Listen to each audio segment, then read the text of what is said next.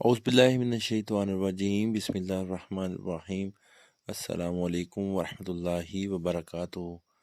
रसूलुल्लाह सल्लल्लाहु अलैहि वसल्लम ने एक अंसारी खातून उम्मे सनान रज़ियल्लाहु तआला अन्हा से इब्ने अब्बास रज़ियल्लाहु तआला अन्हुमा ने उनका नाम बताया था, लेकिन मुझे याद ना रहा। पूछा कि तू हमारे साथ हज क्यों नहीं करती? वो कहने लगी कि हमारे पास एक ऊँट था जिस पर अबू फलां यानी उसका खामद और उसका बेटा सवार होकर हज के लिए चल दिए, और एक ऊँट उन्होंने छोड़ा है जिससे पानी लाया जाता है।